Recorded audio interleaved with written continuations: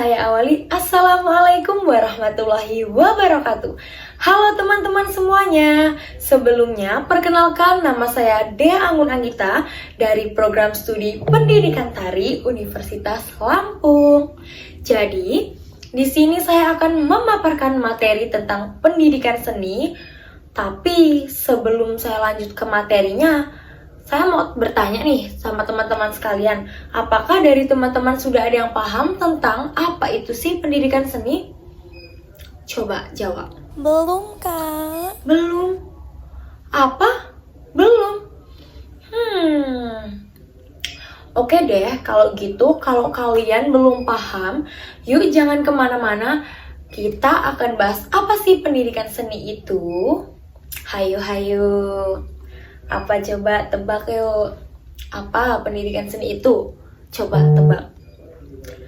Langsung saja lah ya. Jadi untuk pendidikan seni itu sendiri adalah proses pembelajaran yang berfokus pada pengembangan kemampuan dan pemahaman dalam berbagai bentuk seni. Seperti seni rupa, seni musik, seni tari, dan seni teater atau yang biasa kita tahu teater itu drama. Tujuannya untuk apa sih Kak? Untuk tujuannya sendiri itu yaitu bisa memperkaya kreativitas tentunya, ekspresi diri, serta menghargai pemahaman nilai-nilai seni dalam budaya dan masyarakat. Dari pendidikan seni sendiri itu dapat mencakup teknik, teori, dan praktik yang akan membantu siswa dalam mengembangkan keterampilan artistik dan apresiasi terhadap karya seni.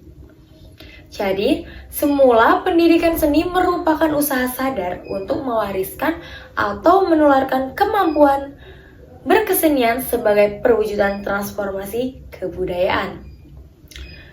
Dari transformasi kebudayaan itu untuk ke generasi ya guys ya. Yang dilakukan oleh para seniman tentunya, atau pelaku seni. Jika kalian tidak tahu seniman itu merupakan pelaku seni. Dan itu dilakukan kepada siapapun yang terpanggil untuk menjadi bakal calon seniman nantinya. Nah, transformasi kebudayaan itu sendiri melalui pendidikan seni apa sih? Nah, transformasi kebudayaan melalui pendidikan seni itu merupakan keniscayaan karena kebudayaan yang telah melahirkan kesenian. Pada sisi lain, fungsi di dalam kebudayaan untuk memenuhi berbagai kebutuhan seperti kebutuhan religius, sosial, politik, dan ekonomi. Selanjutnya ada psikologi dan pendidikan. Dan kebudayaan dalam konteks ini diartikan secara luas, yakni mencakup segala aspek kehidupan manusia, bahkan kehidupan manusia itu sendiri tentunya. Dan ada beberapa jenis nih. Ada sebagian jenis kesenian yang berfungsi untuk perubahan kepada Tuhan, meningkatkan status sosial, propaganda, upacara ritual, sarana mencari nafkah, dan sebagainya. Dan di Indonesia, untuk istilah pendidikan seni boleh jadi merupakan istilah yang diadopsi dari art education, yang terutama itu berkembang di Amerika ya guys, dengan makna yang tidak terlalu ketat. Dan untuk makna dari pendidikan seninya ini yaitu untuk memberikan pengalaman estetik atau yang biasa disebut aesthetic experience kepada siswa tentunya. Untuk pengalaman estetik adalah pengalaman menghayati nilai keindahan. Bagaimanapun keindahan itu dimaknai, pemberian pengalaman estetik melalui dua kegiatan yang saling berkaitan, yakni ada apresiasi dan kreasi. Dalam kegiatan apresiasi dan kreasi terkandung nilai ekspresi sebagai bentuk ungkapan yang bermakna. Nilai ekspresi dalam seni merupakan hasil pengalaman cipta, rasa, dan karsa. Perlu dipahami bahwa dalam seni rupa, istilah berekspresi kadangkala disamaartikan dengan berkreasi. Padahal itu, kalau kalian tahu, ini sama apa nggak sih guys? Dan untuk di dalam berekspresi seni ini sendiri mengandung aktivitas dalam berkarya seni. Jadi hakikat pendidikan seni merupakan suatu proses kegiatan pembelajaran untuk mengembangkan nilai-nilai yang bermakna di dalam diri manusia melalui pembelajaran seni.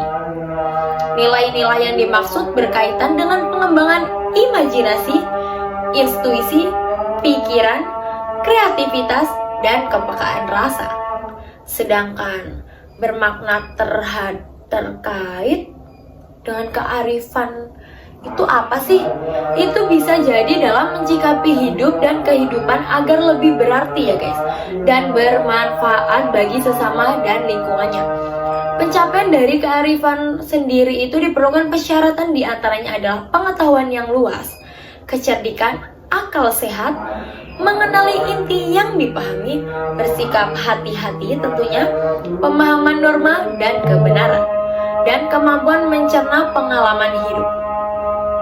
Dan untuk tujuan dari pendidikan seni ini untuk mengembangkan pengalaman estetik siswa agar memiliki kepekaan rasa dan kepedulian terhadap sesuatu yang indah, mudah, dan cermat menerima rangsangan dari luar, mudah tersentuh nuraninya sehingga menjadi manusia yang sensitif.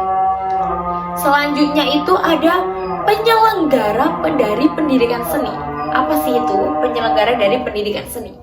Jadi penyelenggara pendidikan seni itu sendiri menurut aturan pemerintah yang berlaku dapat digolongkan menjadi dua, yaitu ada pendidikan formal dan pendidikan non-formal.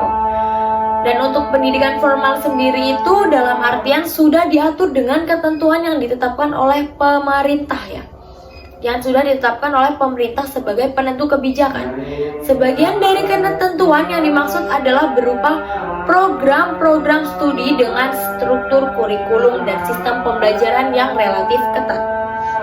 Untuk pendidikan seni sendiri yang diselenggarakan secara formal dapat dibedakan antara pendidikan seni dalam rangka pendidikan di sekolah umum dan pendidikan seni di sekolah kejuruan. Berikut jenjangannya ya guys ya, ada MA, ada SMU, segala macam ya.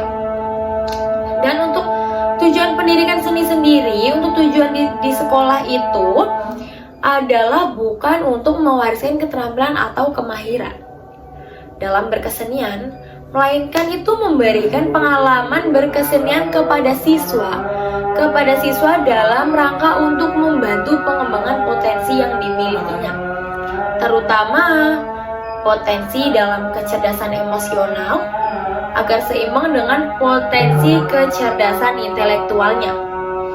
Untuk proses pembelajaran pendidikan seni di sekolah umum dapat dipilahkan antara mata pelajaran seni yang resmi atau yang biasa disebut bisa sesuai kurikulum ya guys, sesuai dalam kurikulum.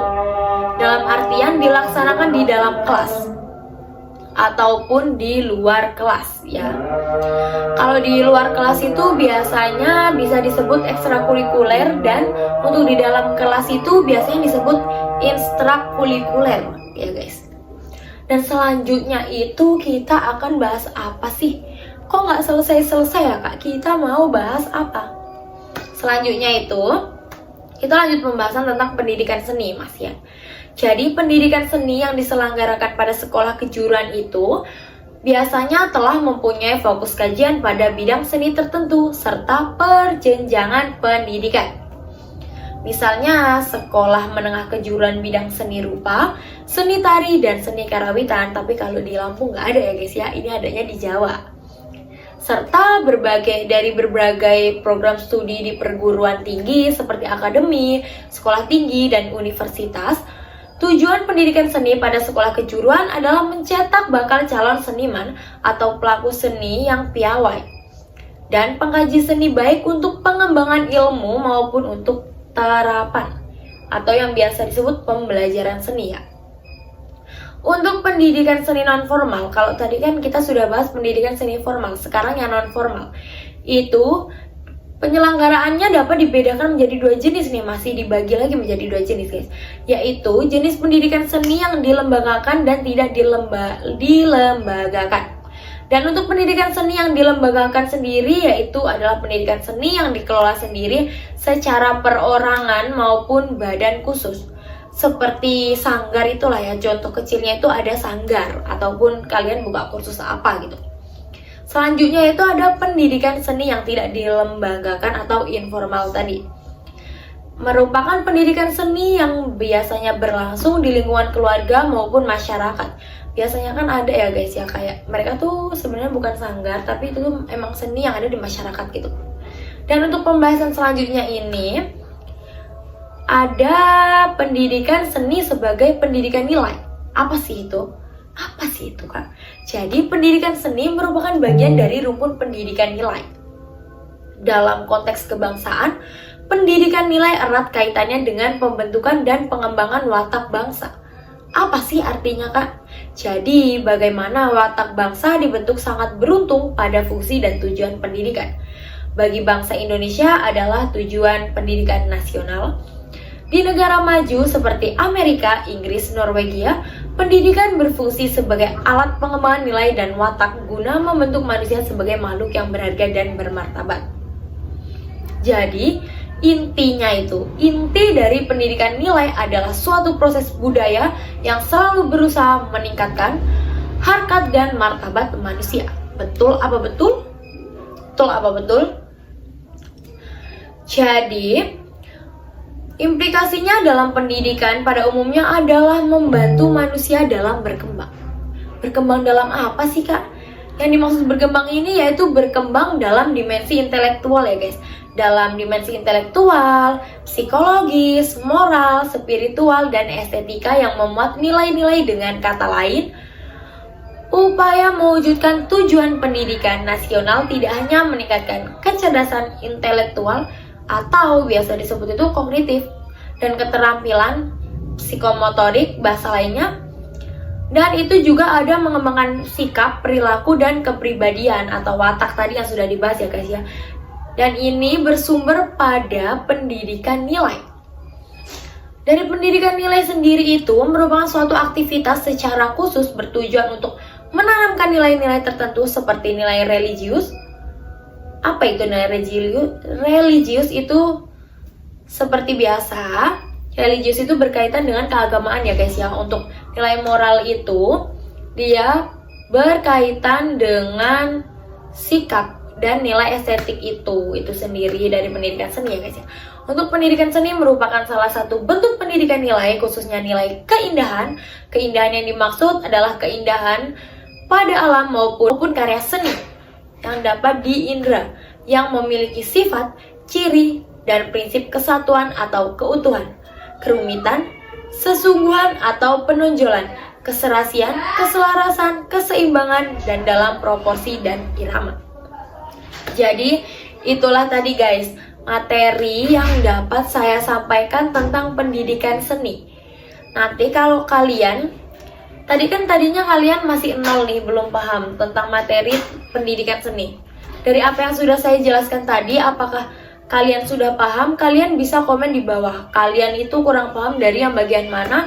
Nanti saya akan lanjut pembahasannya di lain waktu ya guys. Atau kalian bisa komen di kolom komentar. Nanti saya akan jawab di kolom komentar. Jadi itulah tadi materi yang dapat saya sampaikan. Buat kalian yang mau request, kalian mau dijelasin materi apa lagi, boleh banget ya. Jadi sekian materi yang dapat saya paparkan. Terima kasih buat kalian semua yang sudah menonton. Saya akhiri, wabillahi taufiq walhidayah. Wassalamualaikum warahmatullahi wabarakatuh. Bye bye.